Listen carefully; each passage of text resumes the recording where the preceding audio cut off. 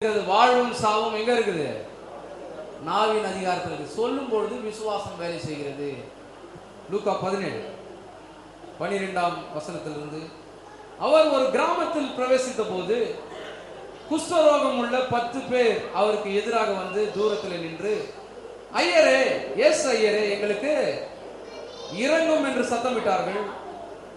அவர்களை அவர் பார்த்து, நீங்கள் போய் ஆசாரியர்களுக்கு உங்களை காண்பீங்கள் என்றார். அந்தபடி அவர்கள் போகையில் சுத்தமானார்கள். அவர்கள் ஒருவன் தான் ஆரோக்கியமானதை கண்டு திரும்பி வந்து உரத்த சத்தத்தோடு தேவனை மகிமைப்படுத்தி அவருடைய பாதத்தருகே முகங்குப்புற விழுந்து அவருக்கு ஸ்தோத்திரம் செலுத்தினான்.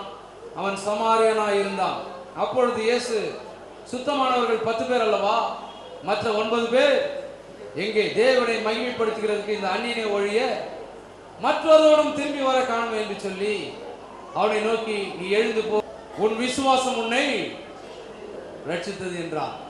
புதிய ஏற்பாட்டில் இந்த சம்பவத்தை பார்க்கிறோம். 10 குஷ்டரோகிகள் இயேசுவை சந்திக்கும்படி வந்தார்கள். இயேசுவினிடத்தில் வந்து சொல்கிறார்கள் 10 பேரும், ஐயரே, எங்களுக்கு இறங்கும், உதவி செய்யும். நாங்கள் குஷ்டரோகியாய் கஷ்டப்படுகிறோம், சமுதாயத்தில் தள்ளப்படுகிறோம், ஊருக்குள்ளே எங்களால் போக முடியல, எங்கள் குடும்பங்களை பிரிந்து வாழ்கிறோம் என்றெல்லாம் புலம்பினார்கள்.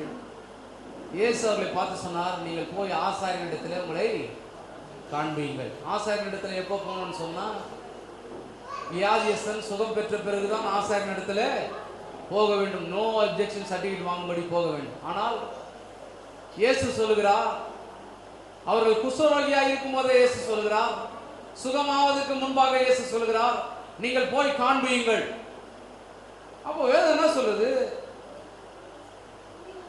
அவர்களை அவர் பார்த்து, நீங்கள் போய் ஆசாரியனிடத்தில் உங்களை காண்பீங்கள் என்றார். அந்தபடி அவர்கள் போகையில் சுத்தமானார்கள். இப்போ என்ன நடக்குது? குஷ்டரோகி சுகம் பெற்றாதான் ஊருக்குள்ளே போக முடியும், இல்லைன்னா அடிப்பாங்க, வதைப்பாங்க. சுகம் பெறாம குஷ்டரோகி ஆலயத்துக்குள்ளே செல்ல முடியாது, ஆசாரியனை சந்திக்க முடியாது. ஆனா கர்த்தர் சொல்றாரு, இயேசு சொல்லுகிறார், நீ போய் ஆசாரியனிடத்தில் உன்னை காண்பி. இதுக்கு அர்த்தம் என்னன்னா, அவர் சொல்லிட்டார், நீ சுகமாயிட்டேன். ஒரு ஆமீன் சொல்லுமா? இயேசு சொல்லிட்டார், நீ சுகமாயிட்டேன். ஆனா சொல்லும் பொழுது குஷ்டரோகம் அப்படியே இருக்கிறது, சரீரத்தில் சுருக்கம் அப்படியே இருக்குது. குஷ்டரோகிகள் தன்னை பார்க்கும்போது அவர் குஷ்டரோகியாக தான் இருக்கிறார்கள். ஆனா இயேசு சொல்கிறார், நீ ஆசாரியனிடத்துல போ என்று சொல்கிறார். என்ன நடக்குது? போற வழியிலே சுகமாயிட்டாங்க. ஒரு ஆமீன் சொல்லுமா? விசுவாசம் எப்படி வேலை செய்யுதுன்னா, சொல்லும் போது அப்படிதான் இருக்கும், ஒண்ணு நடக்கலையே, இன்னும் ஆகலையே, அப்படிதான் இருக்கும். ஆனா முயற்சி, கிரியையில எடுக்கும்போது இவங்க கர்த்தர் சொல்லிட்டாரு அந்த வார்த்தையை விசுவாசித்து போறாங்க பாருங்க. போற